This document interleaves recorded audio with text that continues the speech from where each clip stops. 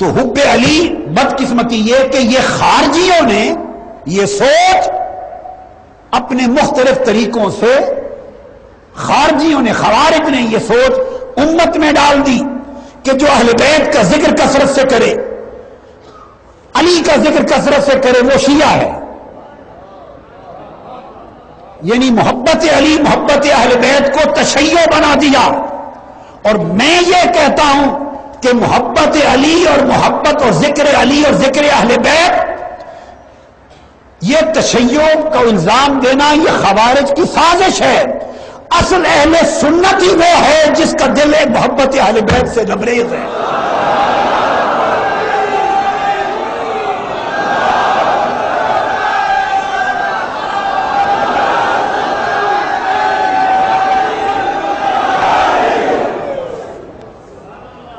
امام اعظم ابو حنیفہ رضی اللہ تعالی عنہ، ان پر تشیع کا، شیعہ ہونے کا الزام لگا. کس نے لگایا؟ امام اعظم کے دشمنوں نے لگایا. ان کو تشیع کا الزام دینے والے مرجئہ کا اور شیعہ کا دو الزام لگے. وہ حنفیوں نے نہیں لگائے، وہ امام اعظم کے دشمنوں نے لگائے. کیوں؟ کہ امام اعظم ابو حنیفہ واحد ایک امام ہیں کہ جو اس زمانے میں اہل بیت اطہار میں سے جتنے ائمہ علم زندہ تھے ان کی تعداد 9 تھی. جو مرجع علم تھے امام ابو حنیفہ ایک ایک کے پاس جا کر زانو تلمذ ان کے پاس طے کرتے رہے. 9 ائمہ اہل بیت کے شاگرد ہیں امام اعظم ابو حنیفہ.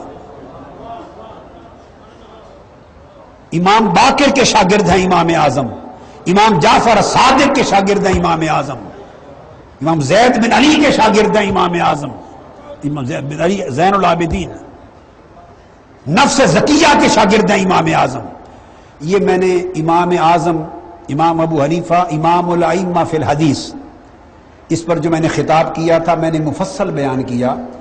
اور آپ کو مبارک ہو کہ اس کتاب کی 2 جلدیں بنی ہیں. امام ابو حنیفہ امام الائمہ فی الحدیث، ان کے تمام اساتذہ کی اسانید اس جلد اول میں آ گئی ہیں. یہ 850-900 صفحے کی کتاب ہے جلد اول، اور 900,000 صفحے کی جلد 2 میں ہے.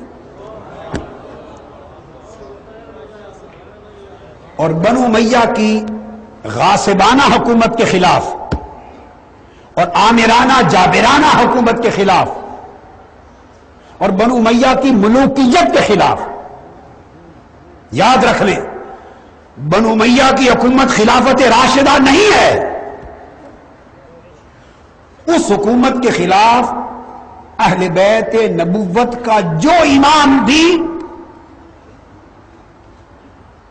ان کے خلاف اٹھا، امام اعظم ابو حنیفہ اپنی تجارت کی کمائی سے ہزاروں لاکھوں دیناروں اور درہموں سے تھیلیاں بھر بھر کے اس کو بھیجا کرتے تھے.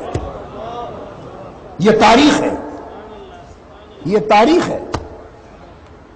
امام اعظم خرچ کرنے والے امام تھے، دینے والے تھے، لینے والے نہیں تھے.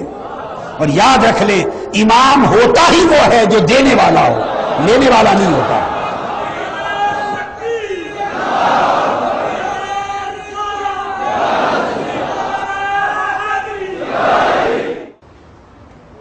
تو امام آگے پھر یہ کہ امام شافعی پر تہمت لگی شیعہ ہونے کی، رافضی ہونے کی.